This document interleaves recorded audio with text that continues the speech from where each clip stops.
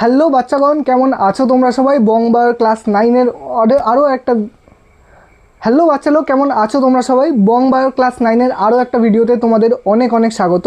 আর আজকের ভিডিওতে আমরা কভার করব ফ্যাটি অ্যাসিড কী হয়, কী দিয়ে তৈরি হয় এবং তার প্রকারভেদ কী কী। আগের ভিডিওতে আমরা আলোচনা করেছিলাম যে প্রোটিন এবং কার্বোহাইড্রেটের যে ইউনিটগুলো বা স্ট্রাকচারাল ইউনিটগুলো সেগুলো নিয়ে। আর আজকে আমরা আলোচনা করব লিপিডের স্ট্রাকচারাল ইউনিট, যেটা কিনা ফ্যাটি অ্যাসিড।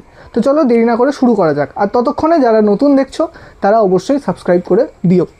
তো ফ্যাটি অ্যাসিড আমরা যদি দেখি তাহলে আমরা এখানে দেখব যে আমরা যে নামের দিকে তাকাই ফ্যাটি অ্যাসিড, আগের ভিডিওটা যদি তোমরা দেখে থাকো তাহলে দেখবে এই যে অ্যাসিড আমি বলেছিলাম, এই অ্যাসিড যেখানে থাকবে সেখানে COOH এই গ্রুপটা বা কার্বক্সিল গ্রুপটা অবশ্যই থাকবে। আর এই ফ্যাটি মানে হচ্ছে অ্যালকাইল গ্রুপ, অ্যালকাইল গ্রুপ।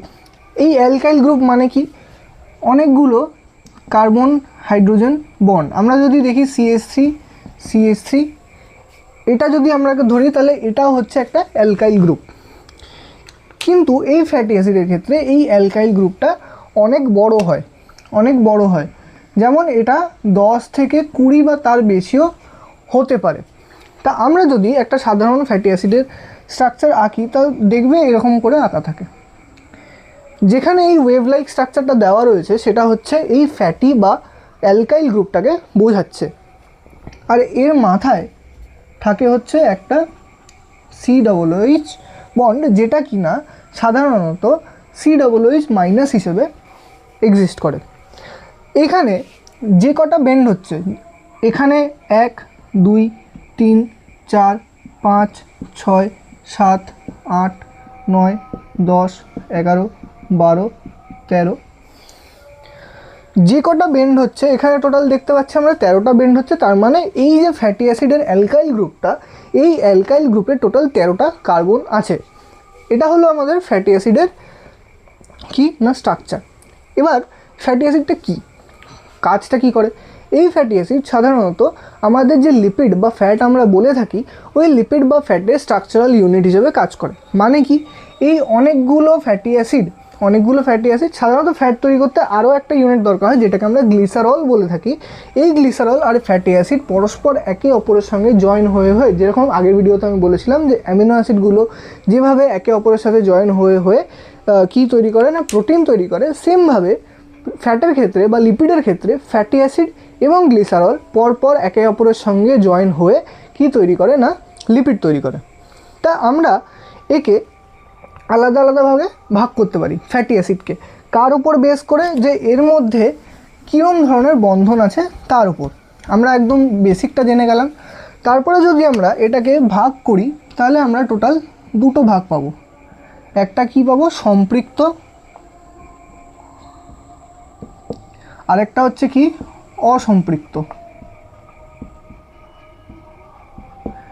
সম্পৃক্ত আর অসম্পৃক্ত কাকে বলবো? যেই ফ্যাটি অ্যাসিডের মধ্যে শুধুমাত্র এক সমযোজী বন্ধন বা যেটাকে আমরা সিঙ্গেল কোভ্যালেন্ট বন্ড বলি, সেটাই যদি শুধুমাত্র উপস্থিত থাকে এবং কোনো রকম দ্বিযোজী বন্ধন বা ত্রিযোজী বন্ধন মানে ডাবল কোভ্যালেন্ট বন্ড এবং ট্রিপল কোভ্যালেন্ট বন্ড যদি অবস্থান না করে, তখন সেটাকে আমরা কি বলবো? সম্পৃক্ত। মানে এখানে কি হবে? একযোজী বন্ধন থাকবে কিন্তু দ্বিযোজী আর ত্রিযোজী থাকবে না। সেক্ষেত্রে সম্পৃক্ততে একযোজীও থাকতে পারে, ত্রিযোজী আর দ্বিযোজী দুটোই থাকতে পারে। তার মানে আমি যদি সম্পৃক্তর আঁকি তাহলে এরকম ধরনের একটা বেন্ড লাইক স্ট্রাকচার, যেটার মাথায় COO মাইনাস থাকছে। এখানে লক্ষ্য রাখতে হবে যে কোথাও কিন্তু ডাবল বন্ড বা ট্রিপল বন্ড থাকবে না। যদি না থাকে তখনই এটাকে আমরা কি বলবো? সম্পৃক্ত ফ্যাটি অ্যাসিড বলবো। আর যদি থাকে তখন ওটাকে আমরা কি বলবো? অসম্পৃক্ত ফ্যাটি অ্যাসিড। এখানে আমরা যেটা এঁকেছি ওটা হচ্ছে সম্পৃক্ত ফ্যাটি অ্যাসিড, কারণ আমরা এখানে কি দেখতে পাচ্ছি? এখানে শুধুমাত্র সিঙ্গেল বন্ডই রয়েছে। এইখানে এই একটা দাগ মানে দুটো কার্বনের মাঝখানে একটা সমযোজী বন্ধন। যেহেতু এখানে কোনো দ্বিযোজী বা ত্রিযোজী বন্ধন নেই, তাই জন্য এটাকে আমরা সম্পৃক্ত বলছি। আর যদি থাকে, যেমন হচ্ছে এটা যদি আমি আঁকি,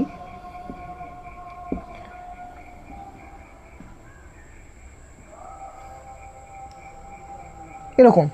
এখানে আমরা কি দেখতে পাচ্ছি, দুটো কার্বনের মাঝখানে দ্বিযোজী আছে, ত্রিযোজী আছে।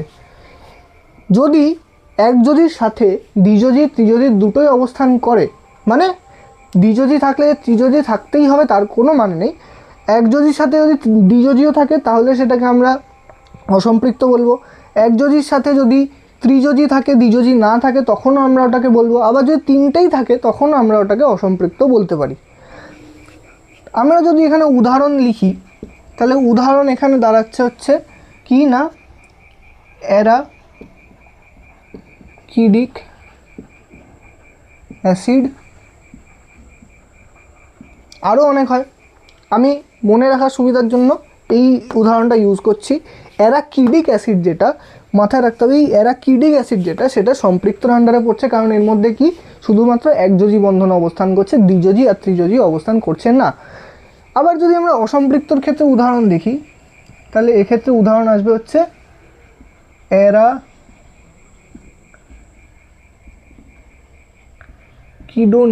Acid, arachidonic acid. আমি এইটা কেন ইউজ করলাম, কারণ এই দুটো উদাহরণ মনে রাখতে সবথেকে বেশি সুবিধা হয়, কারণ এখানে নাম দুটোর মধ্যে সিমিলারিটি আছে, এটা অ্যারাকিডিক অ্যাসিড আর এটা অ্যারাকিডোনিক অ্যাসিড। তা আমরা একদম বেসিক থেকে দেখলাম যে ফ্যাটি অ্যাসিড কী হয়, কেমন দেখতে হয়, কী কাজে লাগে, কয় প্রকারের হয়, তাদের উদাহরণ কী, প্রত্যেকটা প্রকার কী ধরনের দেখতে হয়, তার মধ্যে কী কী বন্ড থাকে না থাকে সব কিছু।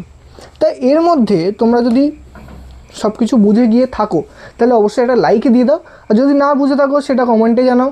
আর যদি তোমরা চ্যানেলে নতুন হয়ে থাকো অবশ্যই সাবস্ক্রাইব করে দাও, যেটা আমি আগেও বলেছি। আর এর পরের ভিডিওতে আমরা আলোচনা করব যে নিউক্লিওটাইড কী হয় আর সেটা কোন কাজে লাগে। তা তোমরা যদি এখনই সাবস্ক্রাইব করে দাও তাহলে তোমরা কিন্তু ওই ভিডিওটা সবার আগে পেয়ে যাবে নোটিফিকেশানের থ্রুতে। তো আজকের জন্য এইটুকু, থ্যাংক ইউ সো মাচ।